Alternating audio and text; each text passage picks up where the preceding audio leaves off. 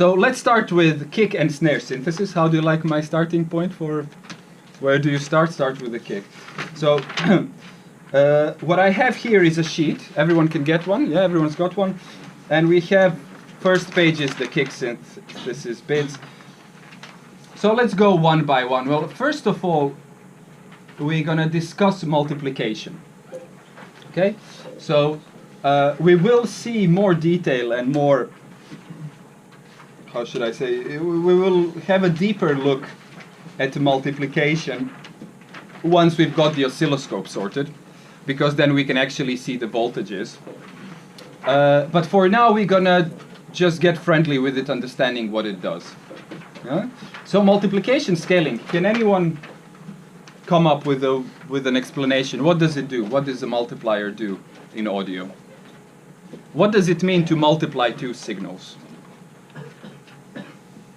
Well, the basic thing to understand is that it is math, so it's all supposed to be quite straightforward. And you know what happens if you multiply with 0? You get 0. You get a 0. You mute a signal. So if you multiply a signal with 0, you mute it. If you multiply with 1, you leave it intact, because the whole signal is staying the same. That's in a digital domain. And then if you multiply it with something between 0 and 1, you can attenuate it. If you multiply it with higher than 1, then you can boost the gain. Okay? So the basic application of multiplication is changing the amplitude. Okay? And remember that 0 will mute it and anything else won't. What happens with negative values? What happens if I multiply my signal with a negative value? Well, it's a bipolar thing to start with. So audio signals are bipolar, meaning they're both going in plus and minus already. Both poles. So it gets inverted, exactly. Everything that is positive becomes negative. Everything that is negative becomes positive. Yeah, so it can be an inversion as well. Okay, so what I have here, the first patch, you see the A1, it says pulse-derived amplitude envelope. The description is much more complicated than the actual patch. What I have is a pulse being multiplied with a sine wave. Yeah? So this is a patch that can do a lot of things. By the way, a multiplication is a VCA. Yeah? So in modular terms, we have VCAs, which are voltage-controlled amplifiers. And that's essentially what the multiplier does. It controls the amplitude of a signal using a voltage. Yeah? So you know the abbreviation CV is control voltage. And that's one of the things which will hopefully dawn, is how we have essentially a framework that covers both audio and control domain stuff. Essentially, for an electronics rig like this, there is no distinction between an LFO and an actual audible sine wave. It's interesting to understand. Actually, that's something we should try already. So let's start with this pulse. Here's my pulse. Okay, so I can make this pulse very slow. And what happens now, essentially, by the way, I think the good thing about this is that I actually have an oscilloscope even without knowing it, because it's being recorded. Let's see if we can, there we go. See? So that's my pulse actually happening right now.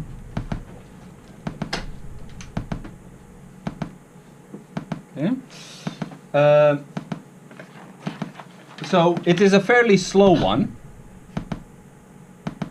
Could anyone gauge the frequency of this pulse? What would this frequency be?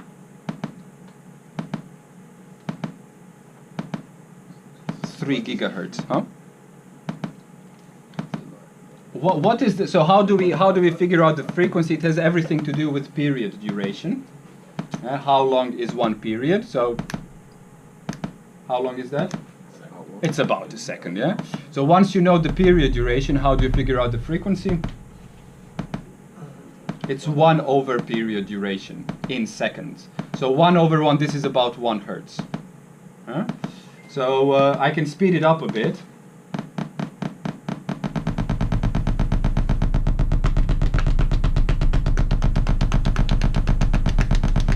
Five hertz. Whatever. The thing is, what I'm trying to get at is this funny thing, Because if you ask someone, even our best music tech students will tell you, you can't hear 5 hertz, we hear down to 50 hertz or 20 hertz, and then I go, that's 5 hertz. Can we hear that? Of course we can. So it's important to understand that a sine wave at a certain frequency, low frequency, if the speaker cone moves in a sinusoidal fashion, like this, slowly in and out, you won't hear it unless it's a busted speaker. But if you actually have a pulse wave, like this, it is at that very low frequency. It is a 6 hertz pulse wave, but the fact is that the membrane is not moving slowly. You hopefully understand that what actually happens is that the membrane is following this path. So the waveform is actually a drawing of how the membrane moves over time. So if you have a 6-7 hertz tone like this, but it's a square wave, you don't hear a bass frequency, but you do hear every excursion because it's a very fast transient. So we do hear 6 hertz, believe it or not. Okay, so one thing about these pulse waves to know already is the duty cycle. So if we look at this waveform here, maybe even go a bit deeper, maybe not. And if I change the pulse width,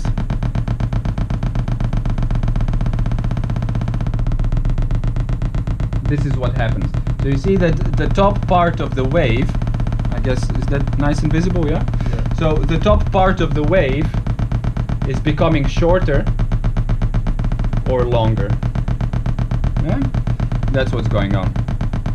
Okay, so what we have here is actually something that doesn't really look like a square wave. It's a bit tilted, and especially with these settings, let's just see what it does look like. That's the original, it's pretty much the same. Yeah, so that's our pulse wave. Cool. So we have a 0 value and a positive value and the transition between the two. Okay. So what we're doing here now in the first patch is multiplying this using a VCA with a sine wave. Okay. So this will be my voltage control signal, and then I will pick a sine wave. Obviously we're trying to synthesize the kick sound, so I'm going to pick a low frequency sine wave, okay? So I'm going to multiply that with this pulse wave.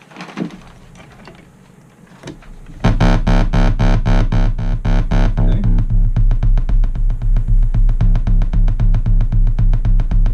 And this is what you get, you see? So the multiplication of 2, what actually happens here is that it is being muted when the square wave is 0, and it is being full on when the square wave is positive. And in addition to that, you actually get a neat little click as well. So what can we say about this sound? Is it strictly repetitive, or do you hear variation? There is variation. Why? The square wave wasn't like completely straight, right? That's not the reason, because actually each cycle of the square wave will remain quite identical. The sine wave is coming in. That's exactly it, you see. So actually on this plot you can even see it, if your eyes are fast, that the square wave will catch the sine wave at a different phase. So if I get this sudden transition, sudden turning on, sudden unmuting when the sine wave is at 0 level, then it won't give a big click compared to when the sine wave is at a non-zero value, because then you will get a sudden jump from 0 to a value, and that is your little click. Yeah? So actually, that's why I hear the change in click, and even more interestingly, I hear a periodic change in this click. You hear how it almost kind of fades in and out periodically? And this has to do with the relationship between the two frequencies. This is how they phase in and out. If I change one of these frequencies, let's change the triggering frequency.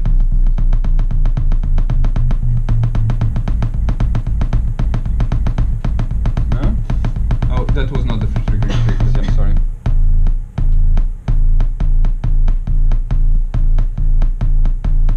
You hear how it differs. And then the reason why I've shown you the pulse width parameter is that with this, now I can actually make these types of waveforms. So the funny thing, the thing to understand here is that a single cycle of a low frequency waveform is not enough for us to hear the bass. Now you actually need a bit longer to get that bass going. Sorry, this one.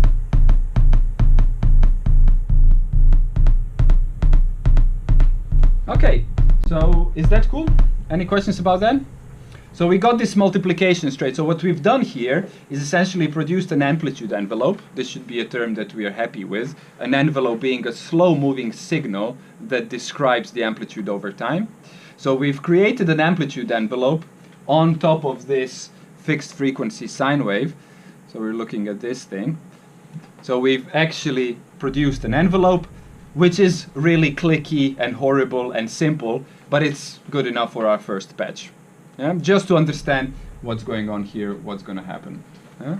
Now, what would you do first thing, experimentally? What's an interesting thing to do here? Well, what happens if I change these frequencies? This is something we will get to later. But obviously, I'm not going to change the patch. I'm going to increase both frequencies.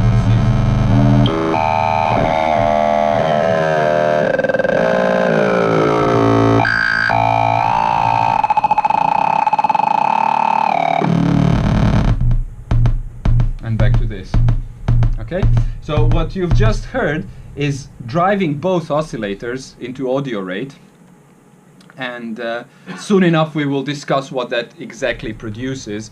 But you should be able to understand already now how each element in a modular synth setup can be used in many different ways. You see? Is that cool? Okay. Right, next one is enveloped sine wave. So we get into the envelopes. I mean, this pulse wave wasn't a real envelope. It's just a hacky little thing. So instead of that, I'm going to now use an envelope. And I have a few things here. I'll take this simple rise decay envelope that I have here. And I get something like this. Yeah. So I can lower the frequency here. Potentially shorter envelope.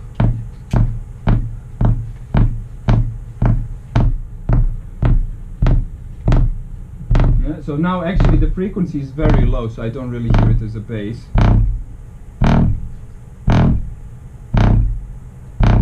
And I think we're clipping quite a bit as well. Okay. Still clipping quite a bit. Okay. So the thing to notice is that now that I have a basic envelope, which is essentially only a attack decay portion, so it's a kind of a triangular thing, it goes up and down. You can sort of see it on this waveform, how it goes up and down. Well, first of all, you notice that the irregularity is pretty much gone. And what I have now is the ability to control the attack of the sound, because I have a control of the envelope attack. And if it's very short, I get something like this, get something like that, and so on and so forth. The funny thing is that with this envelope, which is a very simple two-parameter thing, the re-trigger happens when the envelope ends. Yeah?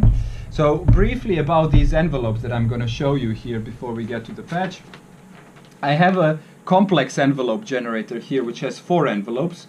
Each one has an attack and a release portion. But what's really neat about this thing is that it can go in cycles. So it has a comparator. We'll get to these terms in due course.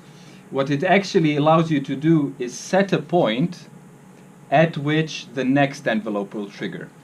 So I can actually put 4 envelopes in sequence and back again. So you can create a kind of complex multi-channel envelope. We'll look at this. However, the only 2 parameters are attack and a decay, so you have up and down flange. That's it. And the other thing which I will show you as well, briefly, probably with this patch first, is the ADSR, which is something you might have heard of, attack, decay, sustain, release envelope, which has 4 phases and is a bit more shaped. So let's see if we can get that one playing as well. So for this one, I will need to trigger it externally as well. Here we go. Okay. So I have attack time, I have decay time, I have release, sorry, sustain level, and release. And the thing to note is that with an ADSR like this, which is an envelope with 4 stages, actually I was hoping for a little thing to draw on, that it actually waits for the pulse signal to drop.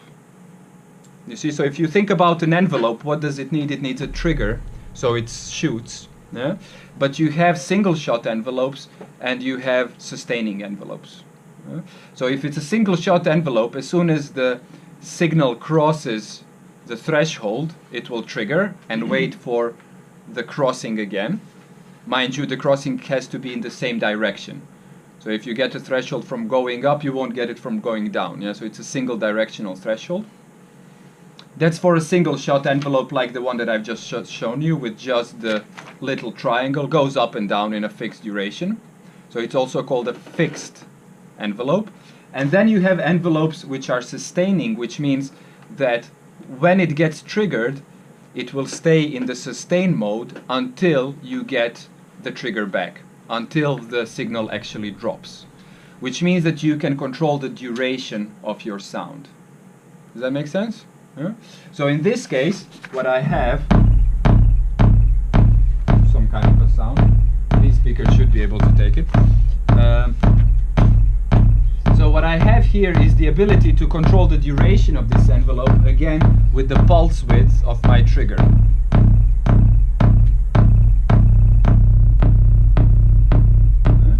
And obviously if I want a really short one, I have to get these parameters.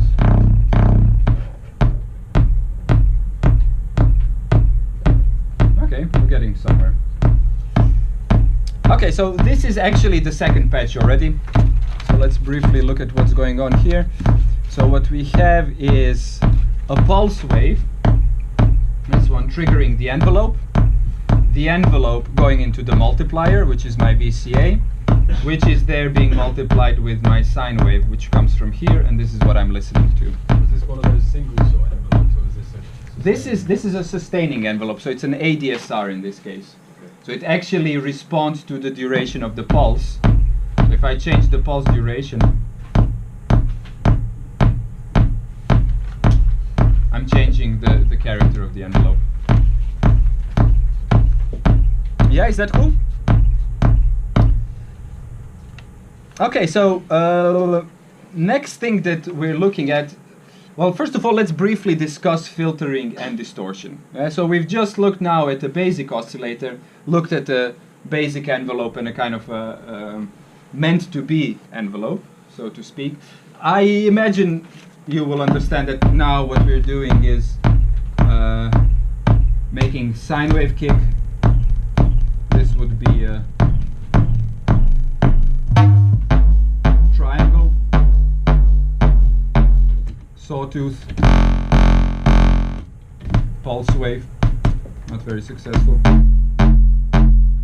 Maybe we'll settle for this one, yeah?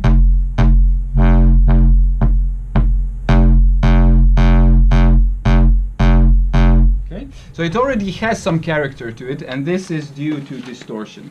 Yeah?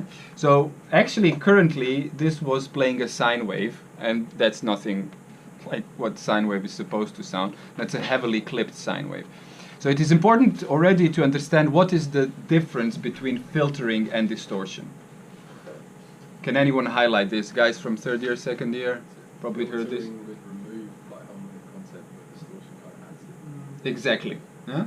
So the important thing is that filtering is a linear process in the sense that it will not induce new harmonics, it will not produce new sound components.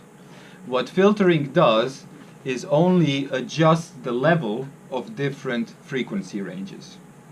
So you want more bass, less bass, these things can happen, but actually what you're doing is you're taking existing spectral content and changing the amplitude.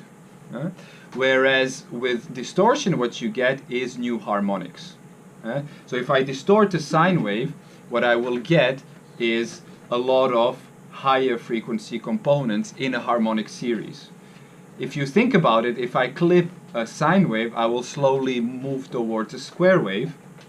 And square wave, you may know, has all the odd harmonics present in a kind of a decaying fashion, slightly softer each next one. So that's what happens, and therefore distortion is essentially non-linear process, and what it does, it really substantially changes the sound. It makes it richer. So in a way, I think it was a good way of approaching this, is saying that, well, filtering normally removes stuff. Obviously you can use it to boost stuff as well, whereas distortion adds stuff. Now there's a few other things. I mean, it's not only the harmonics, you will also get intermodulation components. You can you even have things such as subharmonic distortion, where you actually send in a sine wave and get a sine wave half the frequency. So the whole bunch of processes that induce new spectral components you can call nonlinear distortions. Okay, so this is what you hear already here. This is a heavily clipped thing. Not bad. Okay, now I have here for you two variations. So if you look at A3 and A4, so I'm now inducing clipping. I guess you understand that in this case the reason why clipping occurs is just because I'm driving the preamp too hard, and it's just a natural thing. But I actually have a little clipping module here as well, which allows for asymmetrical clipping. But before we go there, can anyone think of the big difference here? So what I'm doing is I'm either clipping in A3, I'm clipping the sine wave before amplitude envelope being applied, and in A4 I'm clipping the whole thing once it's done, meaning I'm clipping an enveloped sine wave. So I've tried to express this is probably not even English, enveloped clipping sine wave and enveloped sine wave clipping. I would consider this a crucial difference, you know. I would never think these two things are the same. And they're not. So what is the difference here? Who can explain me how will this sound differently? Obviously we'll try it as well. Any ideas? So how do we reason? What do we think about? First of all, when does clipping occur? When does a clipping process induce new harmonics? We'll actually patch this already. Let's just try patching this. So I'm going to take a sine wave. I'm going to take it into my clipping. I'm going to listen to that. So what I have here is a matter of controls. Slightly higher frequency is level. I have clipping level. Can we see the waveform? Let's see the waveform. Hello. Waveform. Shall we try to zoom it in a bit? Okay. This one. Okay. So I have clipping level control here. It's not very visible. How shall we do this? Is that better?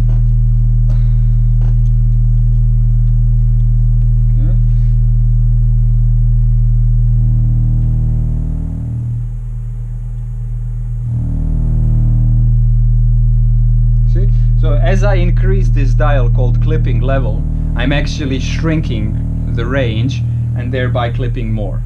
So you see at the same time what's happening is I'm getting more harmonics, I'm getting more severe clipping, but I'm also losing volume. So if I want to compensate for that, obviously I would have to increase the volume here.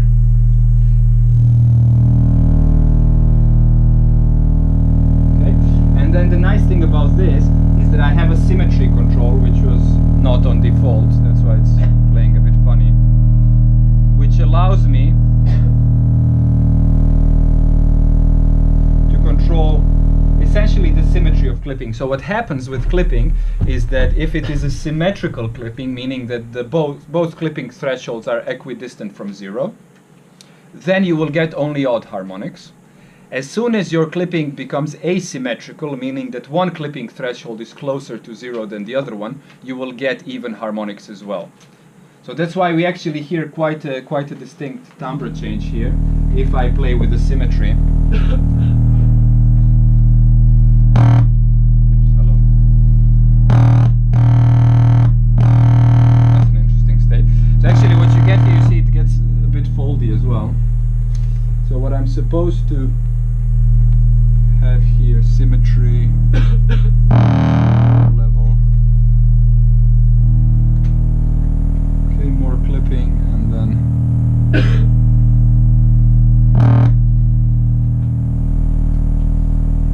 you see how now actually the bottom part is cut off, and then I induce it back in, and then this kind of threshold, you almost see it sliding. That's what this symmetrical clipping does. Okay, so actually there should be a whole class on folding and clipping and building our own as well.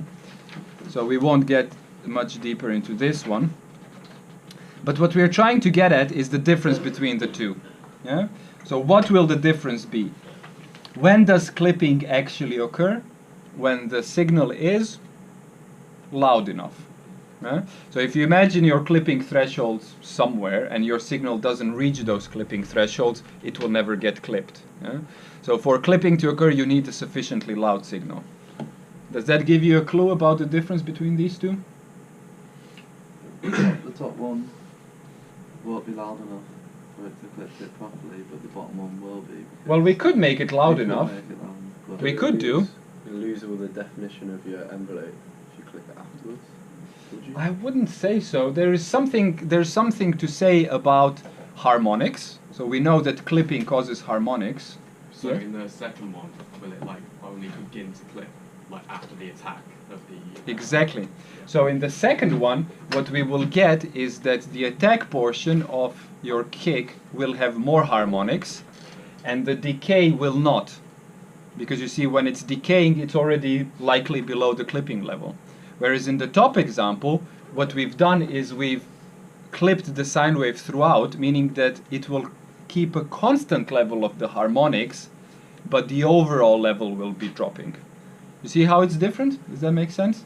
So these are the exact type of, puzzling situations that we really want to get at in terms of, making sure we understand what's going on, because these things are crucial. I mean, obviously you can play around with stuff and make great music just without knowing stuff, but that's not what we're here for. We want to be able to project and understand what a certain patch will do before even testing it. Okay, so shall we test this then? We have a sine wave. Now it's first clipped, so let's do that first. Here is the input, and then we will get, let's just take a simple envelope now. That's my CV, and then listen to that happening. Okay, so what I have now is the top example where the sine wave is first clipped, and obviously I can change the timbre of this, the amount of harmonics, okay? And then the second one would be a patch whereby I actually first envelope the sine wave, okay? And then I clip that enveloped signal and come back to my mixer. Okay, that's already a bit harsher. Okay, so you should be able to hear that it's doing something to the attack, which is not happening for the release. Yeah? So, which one is the more natural thing in terms of acoustic environment? Second one. Yeah? Hit a drum. Yeah, exactly. And even if it's not a drum, even if it's a metal bar, what you will find is that in the attack portion you get a kind of a noisy attack, and then as the sound decays, the higher harmonics decay away first. So the fundamental is always the longest lasting harmonic. So as far as the naturalness goes, probably the second is a more natural thing. Okay? Cool. So, what's the time already? Does anyone have a clock? 25 to 25 to. Okay, so I'll try to go through the second set of kicks fairly quickly, and then it will be an open session, and then see if we can record some sounds. See how that goes. So we've had basic envelopes.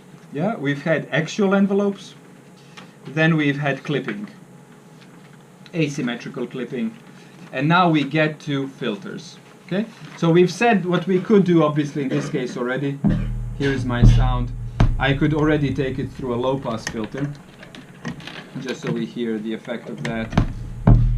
Okay, so level frequency. What I can set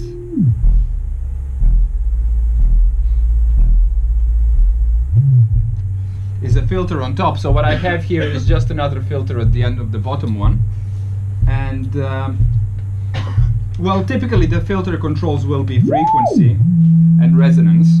So what you have with filters is that if they are resonant, they will ring on. It's a ringing filter. Actually, even if I unplug the input, so now it's unplugged, and I increase the resonance of this filter, I actually get an oscillator.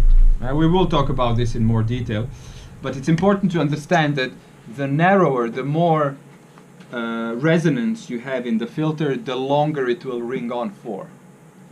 So in this case, what I'm doing is I'm using this resonance to actually get some kind of pitch information in there as well, and make it significantly lower. Get a few more harmonics in there. Okay, so that's a basic filter. Now, you understand that, I guess, already, most of you. Yeah, everyone knew what a filter was, I guess. But what might be new is that, well, actually, I've already said it. What we're looking at is the fact that if the filter's resonance is set high, hello, then what happens is that it rings on. So the very first patch here, the A5, let's just bring that up here, that's A2. Okay, so this patch here, so what I'm doing again, I'm sending an impulse, but this time I'm just sending it through a low-pass filter, and if I set the resonance to a low frequency,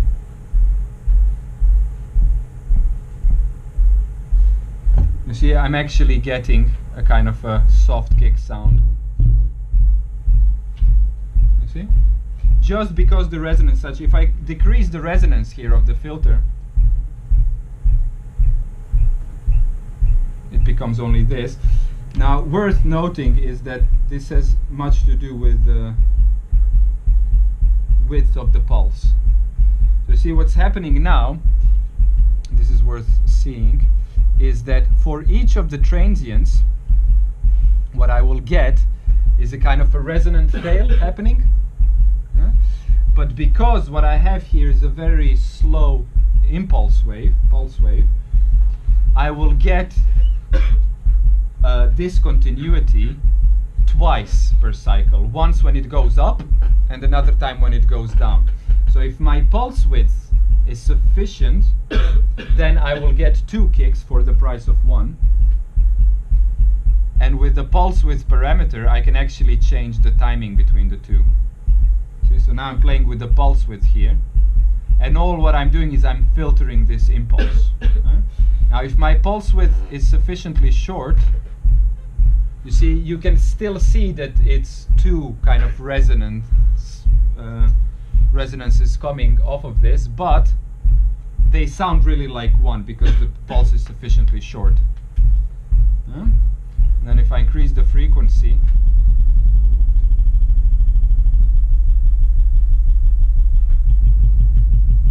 so if it was like for a kick drum, if I'm building one, yeah, and the resonance is like the sweep between the start frequency and the end frequency, yeah. So that gives it that tonal character. So if you want a 909, you go from like 50 hertz downwards or something like that. Yeah, we'll get to that. That's when we use the envelope for frequency. Oh, okay, cool. We haven't quite done that yet, yeah? So what we're still looking at is just this basic behavior of a filter. And you see it's a simple patch, there's nothing to it, but it does something. Yeah? And the other thing which is worth noting, just if I listen to this pulse, this is my pulse, this pulse width, see how it actually goes from a single, what we hear at least, a single pulse, with a kind of a change in timbre, and then you get two pulses out of this. Now another thing, if I'm really trying to make a decent kick out of this, what I definitely would do is I would make sure that I have the pulse available as well. So you see now in this case, this is just the filtered pulse. But what I can do is I can add to that the original pulse as well. I mean, they don't quite blend at this stage, but you understand that, you know, we're just looking at basic techniques. And actually, I would say that the best thing to do in terms of drum synthesis is layering. You know, because that's essentially what we're dealing with. We have basic elements. If we understand how they sound, what kind of character they give, then blending different things together will give us some decent stuff. So that's what we're looking forward to. Okay, so this was just, let's go back to the state of just the filter without listening to the click. Yeah? And now what we're doing is we're taking this exact same pulse, splitting it, meaning it goes into the envelope as well. Okay? And then this envelope, let's see, it's lower, okay?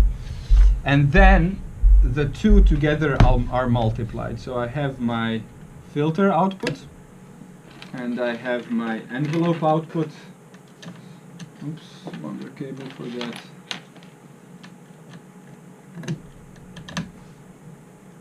Sorry, that's the CV in. And then listen to that here. Okay. So this is now patch 2. So I have this filter, I can change the frequency. The pulse is a bit funny. Sounds a bit like a kick.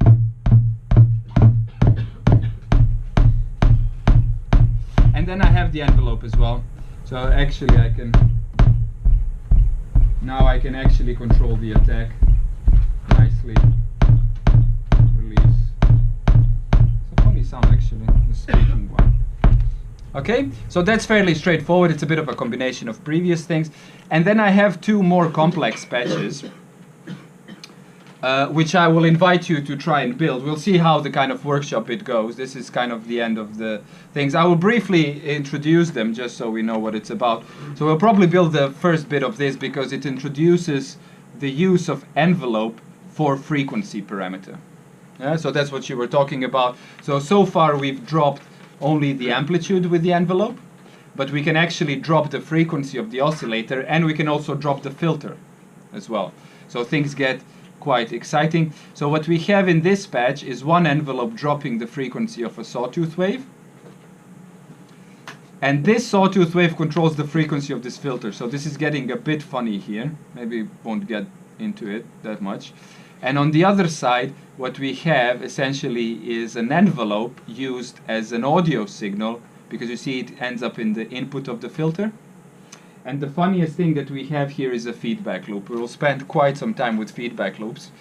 Worth announcing is that it is the reason to do modular. That's the only thing that a digital system cannot do. It cannot do an instantaneous feedback. And the thing is that when you start feeding modules back into themselves and into each other, they really start to break. And that's the real sound of modular, if you ask me, when they really do the funny things. So probably won't build the second half of this. We'll see how it goes. And then this is, again, a feedback structure. You should try something with feedback, where you have 3 low-pass filters and then a feedback path with a folding in there, which is essentially kind of a clipping, a more advanced clipping. Okay, so let's just for a start build the one where the sawtooth drops the frequency. So here I have my trigger.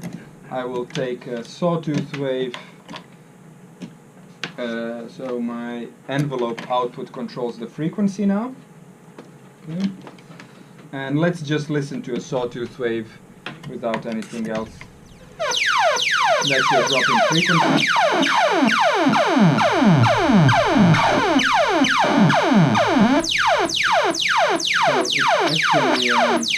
So it's going quite high. I think I'm at the bottom of the range here actually. Change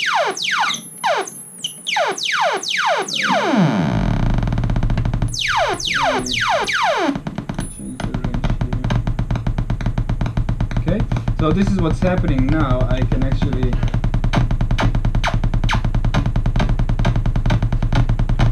maybe with the sine wave it's better. Okay. Right.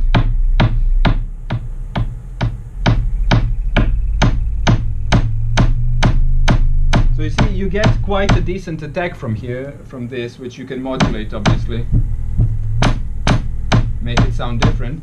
But what we have here is that the audio, the oscillator, is actually playing through. So what I've built now is just this top part. I have an impulse going into an envelope, going into a sawtooth wave, and listening to that. So if I want to make sure that this is a usable kick drum, what I have to do is induce an envelope. So I will take this sine wave that I've just created and use another envelope. So here goes my triggering another envelope. Comparator input, that input, this input. Okay, and then I can use the other envelope to control the amplitude.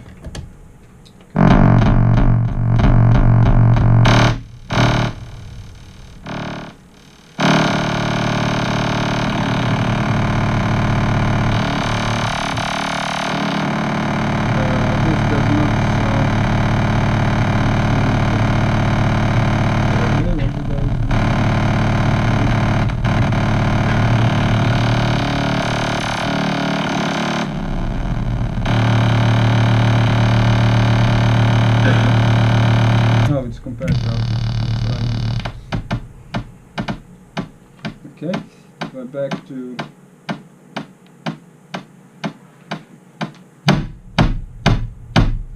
you see, so in this case what I get is that my waveform dies out. I can make it a bit longer as well.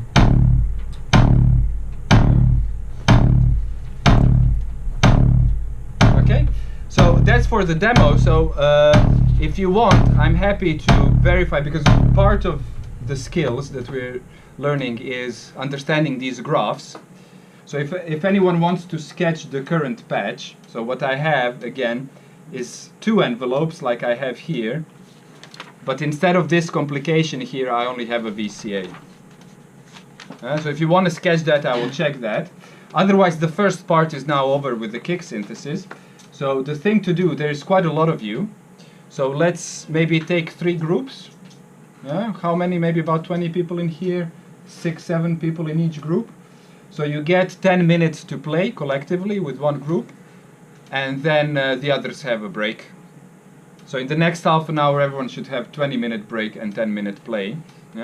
And then the objective here is that we record kick sounds. So I have that already plugged in. And I'll be here to help you out. Yeah? So whoever feels like a break or a loo right now, please have a go. And then first group, come and play.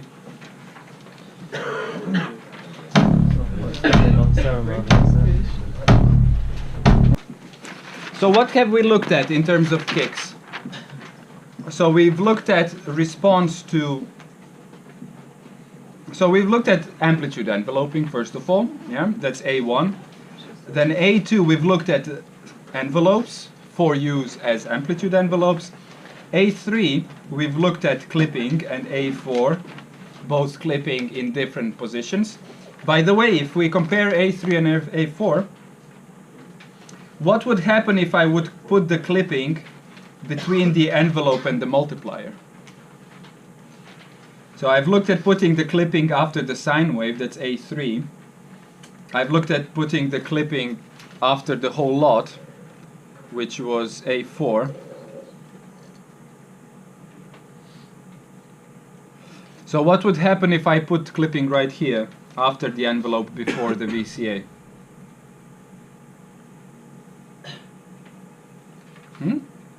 It should be something that you realize, because you understand that actually none of these modules has any awareness of what's coming in where.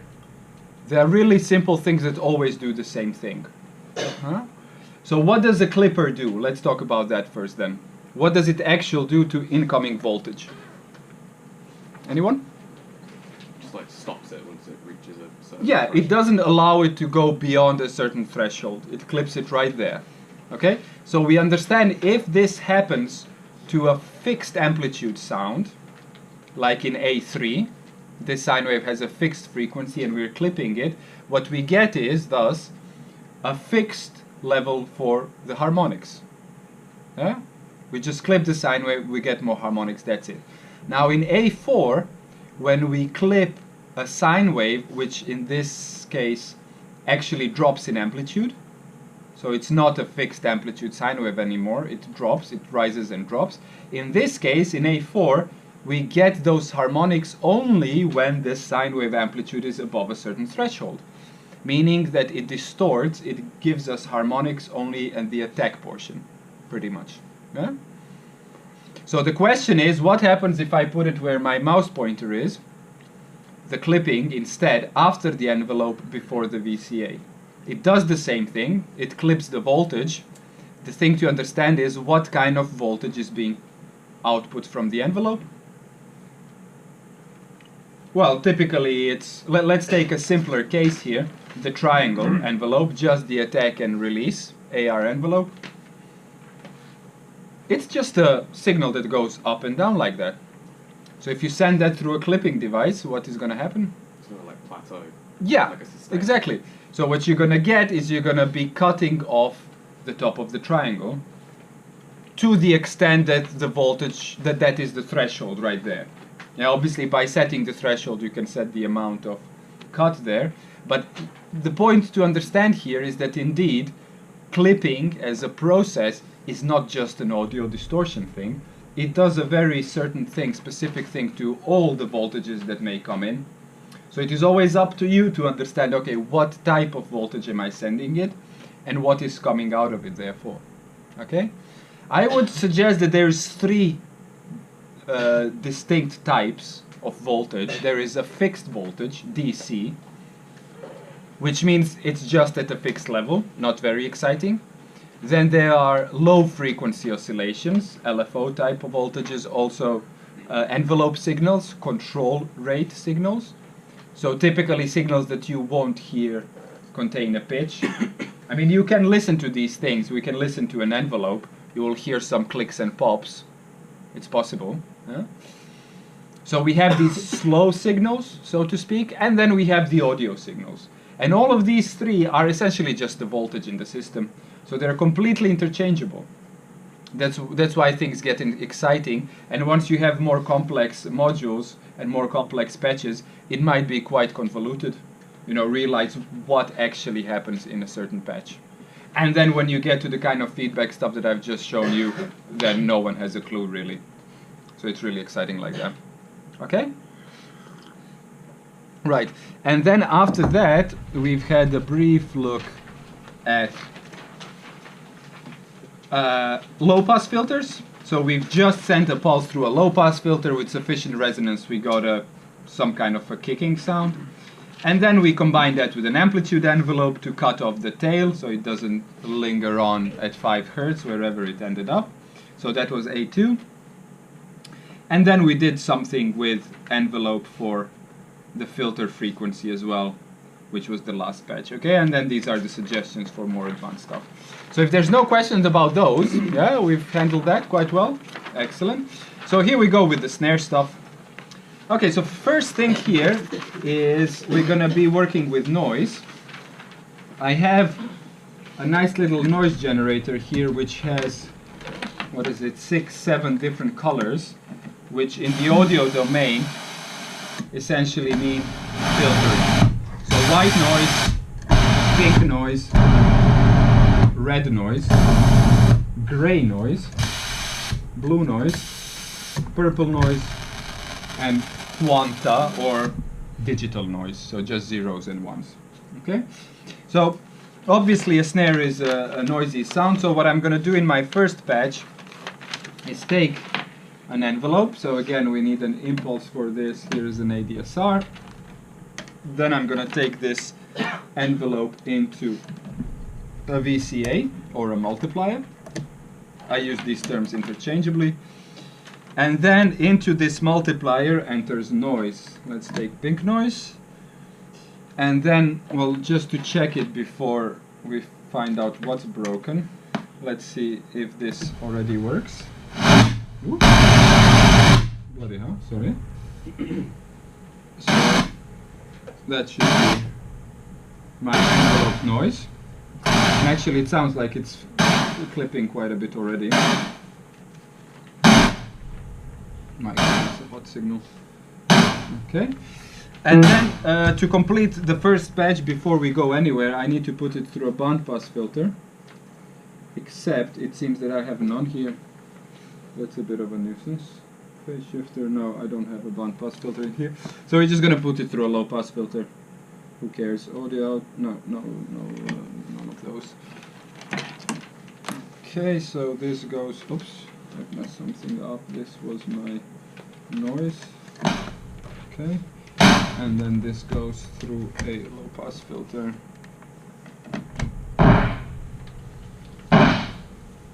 Okay. Yeah, that's cool. That's our first patch right there. Okay. So nothing special, nothing new here. Nothing extremely exciting. As far as my snare experiences go, what I tend to do to get some kind of punch out of any snare drum, or a kind of attempt for a snare drum, is to really distort the hell out of it. It seems to do quite something for snare drums. So what I'm going to do here is I'm going to go through one more gain stage, and then through my clipping as well. Okay, so I can possibly get some more interesting sounds.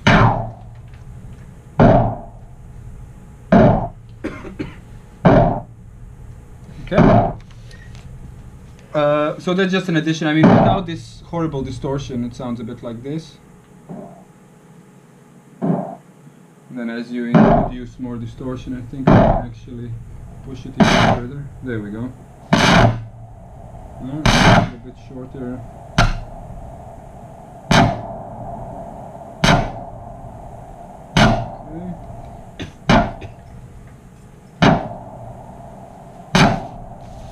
Okay. So that is B1 with a bit of distortion in it. Yeah, or you could say tons. I'm already tempted to produce a feedback here. Yes? It says card full for the camera. Oh, is it? Well, I'll probably leave it. It has stopped probably by now, yeah? Maybe it just literally says card full, nothing else. Alright, it's probably stopped. It's fine. I think this other one is going. Okay, so shall we try a feedback in here already?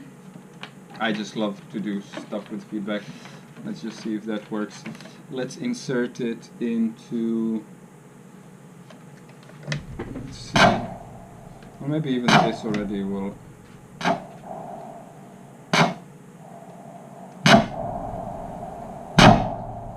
Never mind. Let's get on with this. Okay, so we had B1, and I will now remove all this extraneous distortion just to keep things a bit simpler. We don't need this. This was our, this is now our B1. And then in order to spice this up a little bit, what we're gonna do is we're gonna take the pulse signal and split it, and then take that through another bandpass filter, which is another thing I don't have, so another low pass filter, and just add it straight back in. So what we expect to get is a bit more of a click. Okay. So the funny thing here is that you hear the down flank more so than the up flank, and then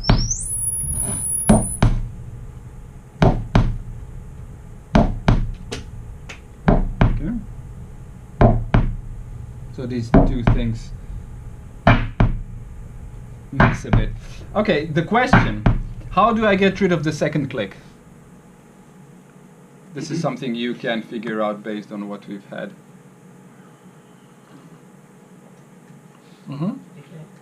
Decay, yeah. So how would that work in my current system? We've already looked at something similar.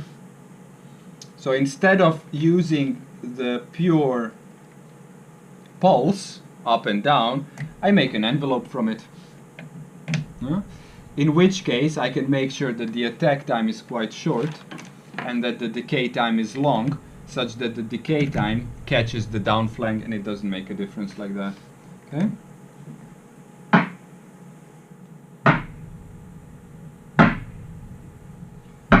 So now I have both the click sound. This is my click sound. It's a bit low frequency. And it's funny, you hear what it does to the filter, eh? It somehow modulates the resonance frequency, okay? And then this is the noisy sound added on top.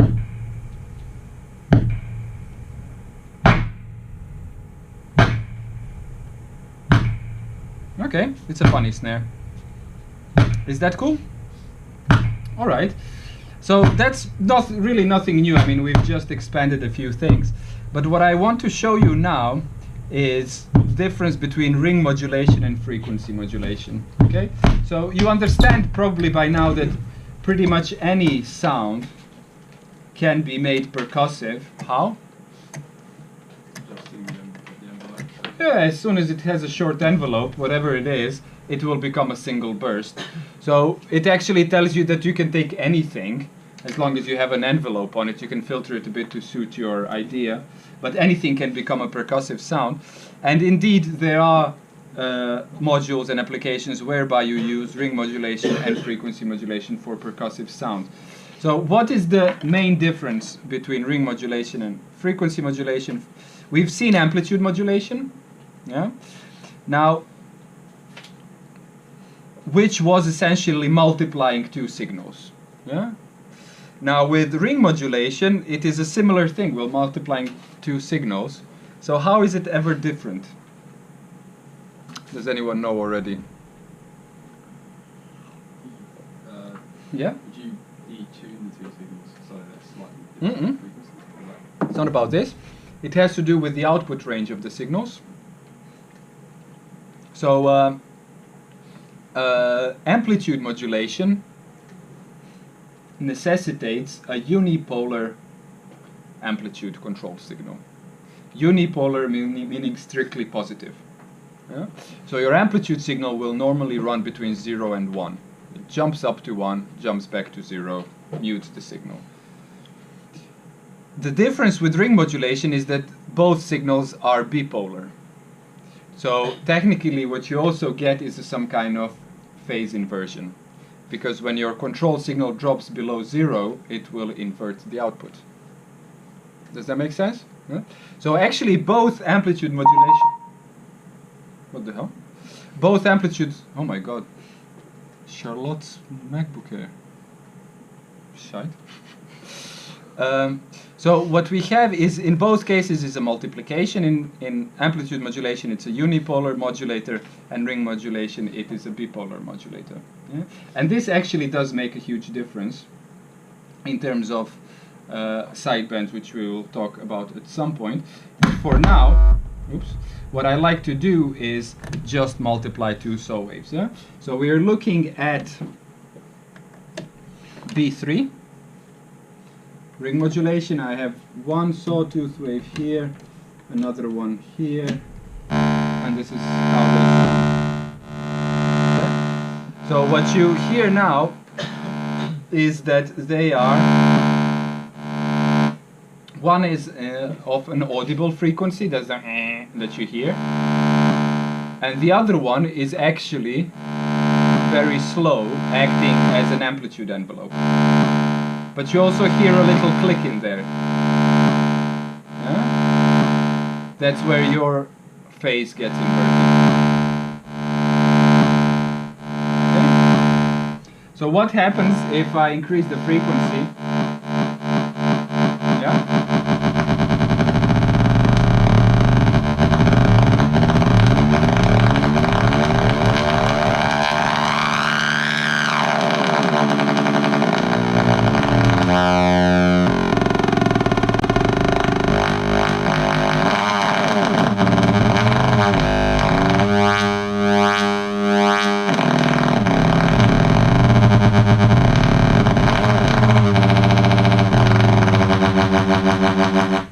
Okay, this is one thing that won't sound like this in a digital domain.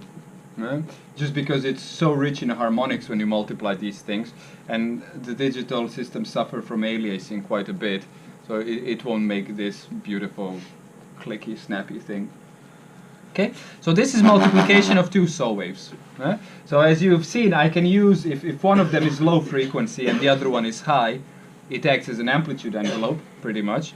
But if both of them are audible frequency, then you get quite some funny things happening.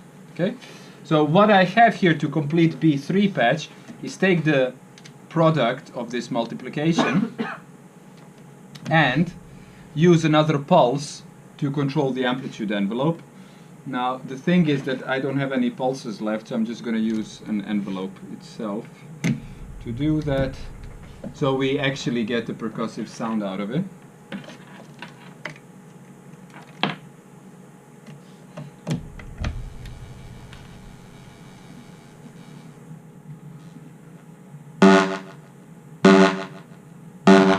Okay, so and then obviously what I still have now, this is B3.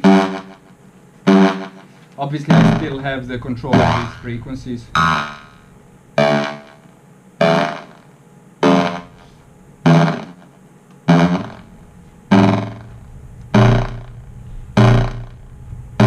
Okay, so you get still a percussive sound, obviously due to the envelope, but you get these variety of timbres due to ring modulation.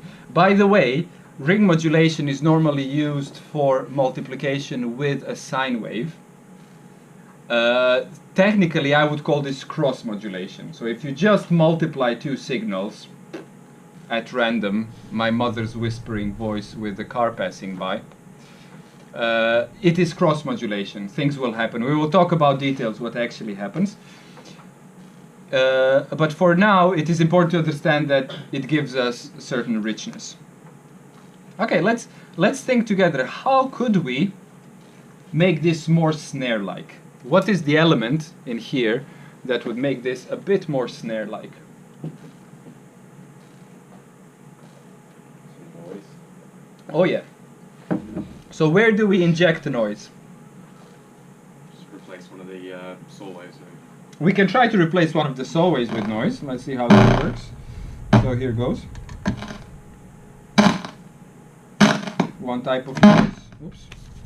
Another type of noise. White noise. Oh, did I just run out of battery? Yeah. Okay. Another type of noise. Whatever. Replace the other oscillator with noise. But it still doesn't quite give me a noisy timbre. I mean, you can probably use this for a... That was a bad sign. Oh yeah, because it's my sound card gone with the battery, of course.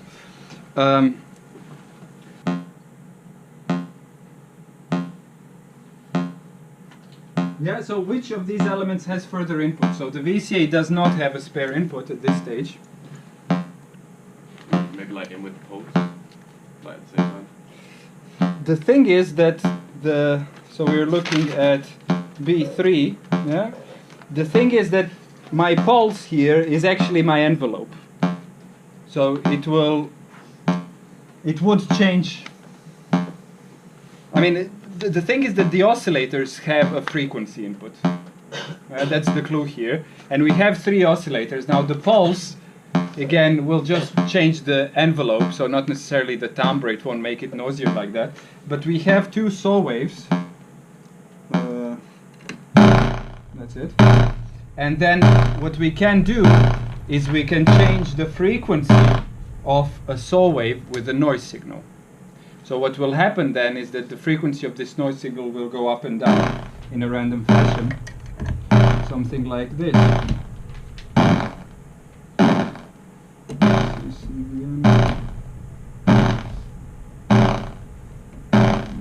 Okay, the other one should give us some like this.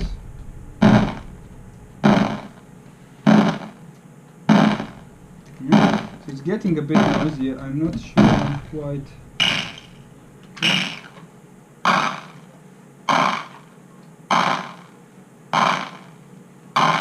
Okay.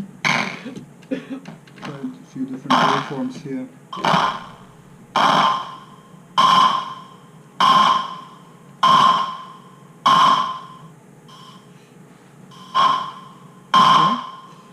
That's still our two oscillators.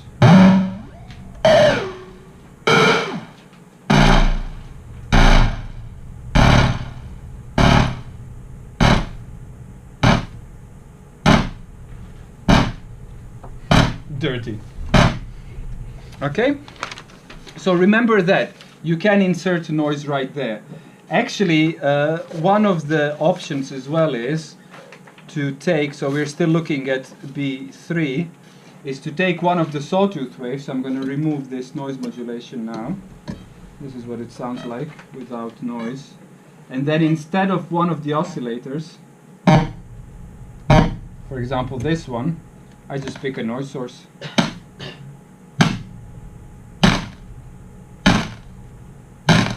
Probably live with that.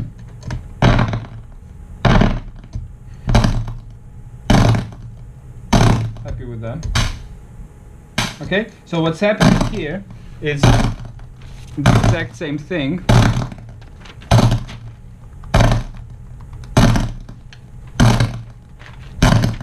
So we're looking at B3,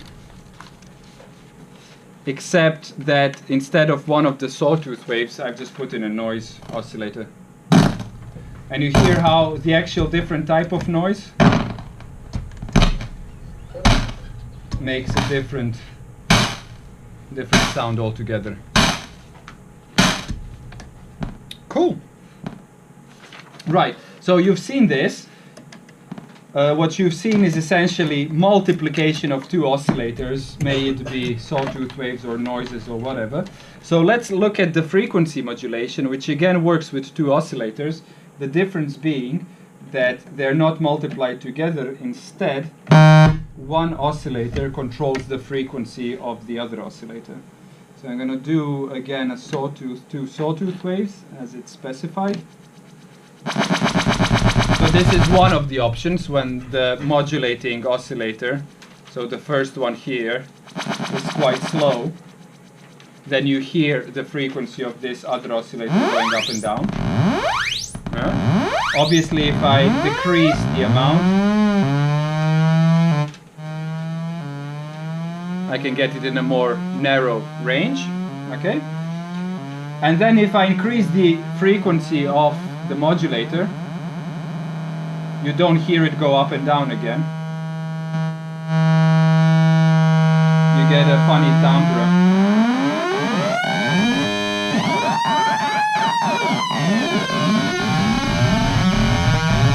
This is your FM.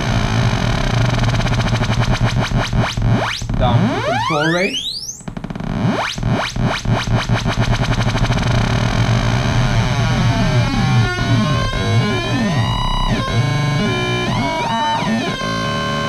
Okay, so same thing here. If I take this as an input, just to add an envelope, here we go, an envelope added, make it a percussive thing.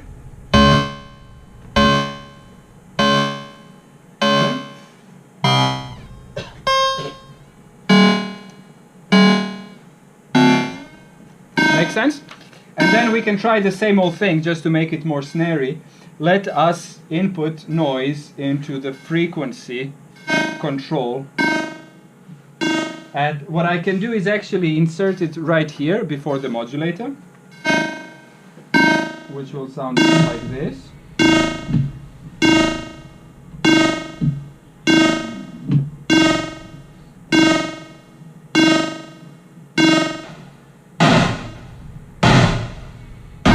Getting there?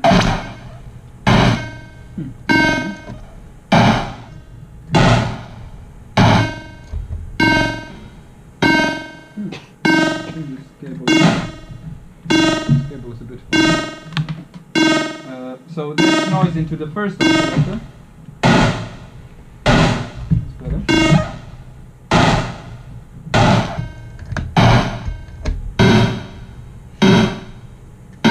And then I can also insert noise actually right here.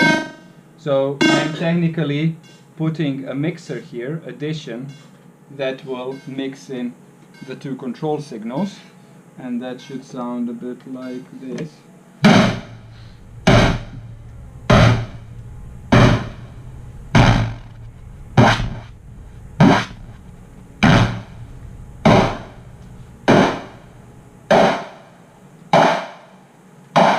Yeah? And then what I can also do is I can add noise after. Yeah? So I can actually put another multiplier in here and take this whole lot and multiply it with noise.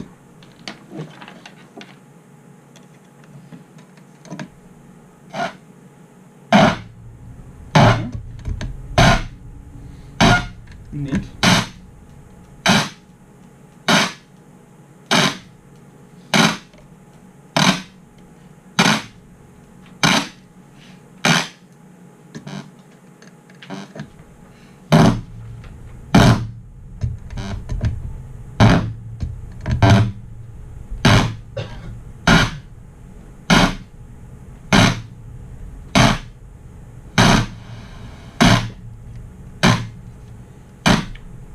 Okay, so that's another basic patch. So you see, actually, I mean, at this stage, what I propose is that playing with these things is something that you can just do. I mean, I don't know how many of you have Modular at home at all. Probably not many.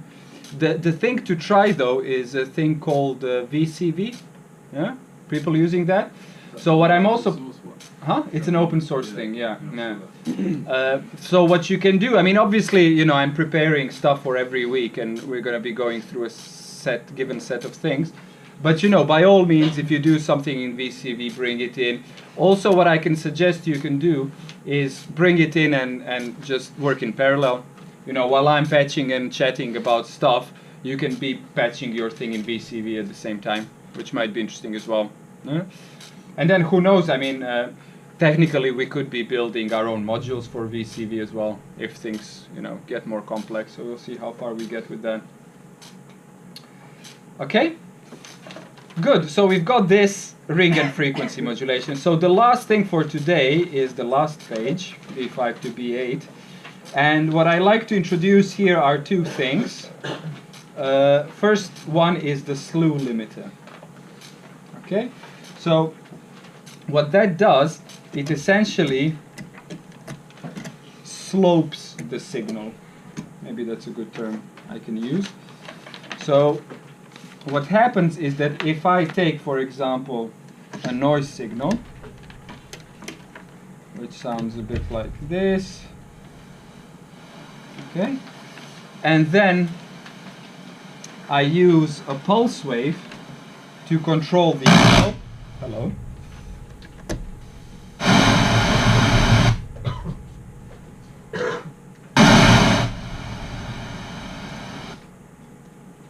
Okay, so this is my pulse wave a bit. Okay, so what I have now is just the pulse wave times the noise in a VCA. Yeah? And from here, what I'm trying to do here is show you the slew limiter, and what it will do is it will essentially make a bit of an envelope from it. Yeah? So slew limiters come in 3 different types. I actually have all 3 right here. So you would have one which has a single constant both for rising and falling. So what that means is that if it receives a jump, a sudden jump in voltage, it will make it smoother. And it will make it evenly smooth no matter whether the jump was up or jump down. So it's a symmetrical thing. Yeah? So that's your simplest slew limiter. Then you would have one which has a separate attack and release control, which means that if it is latching onto an upward flank, it is normally faster, shorter attack time, and if it is latching onto downward flank, normally longer release flank, longer release time. So what it allows you to do is take an impulse and directly transform it into a kind of an envelope. Yeah? The thing is that if you use an existing envelope module, what you get is that you are using only the trigger, only the crossing of the threshold to run something that is programmed. Yeah? Whereas if you have a slew limiter, you are completely free to send it anything else, not just a square wave. With a square wave, it would produce this kind of behavior that you expect, but actually we will see in a second what it does to audio as well. So those are the 2 basic ones, and I actually have a complex one here as well, which allows you to change the exponent, so the curvature of the slew limiting. So it allows you to shape this thing even more precisely, which is quite useful for synthetic drums. Okay, so what I'm going to do then is, let's first take the basic one, just a single constant slew limiter, and use that for our envelope. Hello. Oh, sorry, this one. Yeah. So now it is a very short attack and release time. It pretty much remains the pulse wave that it was. And then you see, as I increase this time, I'm actually losing the power as well. See that there is one point where I still kind of get some amplitude, but because the attack is so slow, it actually never opens at this stage already. Yeah? So I can probably fix that with increasing the width here and making it a bit more something along these lines. Okay, so that's a basic one. Then I have a separate attack release control. Which would be time range high. So mid.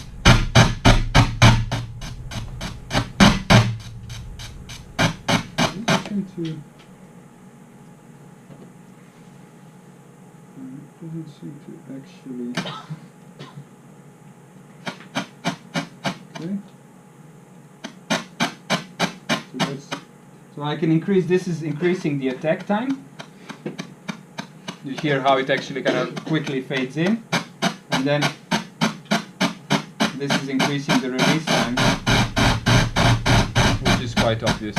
Okay, so that's the 2 settings, and then we'll just briefly, let's see if this one does something cool. So this is the one with the exponent control as well. So I can control attack, release, and then the exponent of both.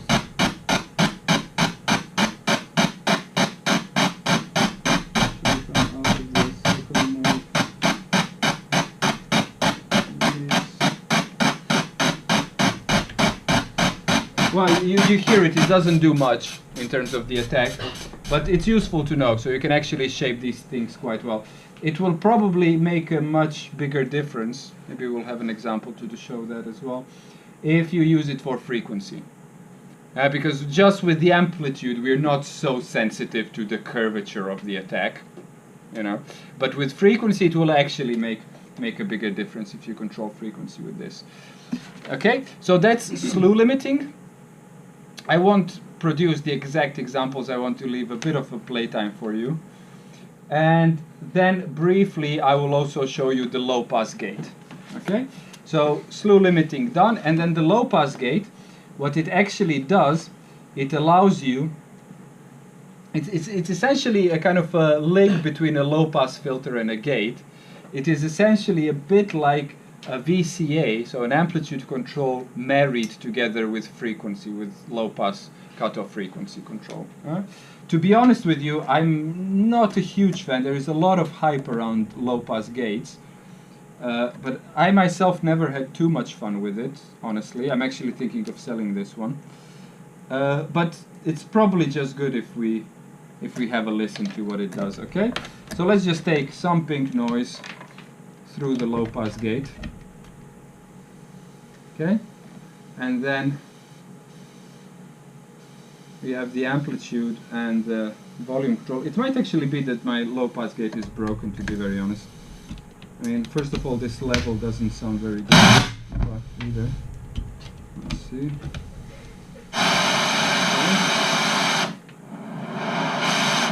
Maybe this second channel is better. Okay, so it acts a bit like a filter and a VCA at the same time. So what I can do is I can take my little pulse to control this frequency, and what I can also do is take the same pulse, and I'm splitting the signal, and use it for damping as well. Can't quite hear that. But essentially that's the idea. So you have a kind of a VCA. What I could try to do is, let's see if I can get an envelope into here. So I have a little envelope here, and then use that for the damping or the stripe. Here we go.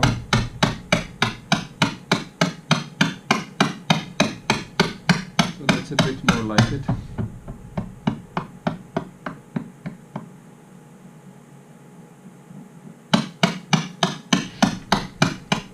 Okay, so just to get informed, low-pass gate, a bit like a low-pass filter and a VCA at the same time. Okay? Cool. Well, are there any questions, ideas, things to do, things not to do?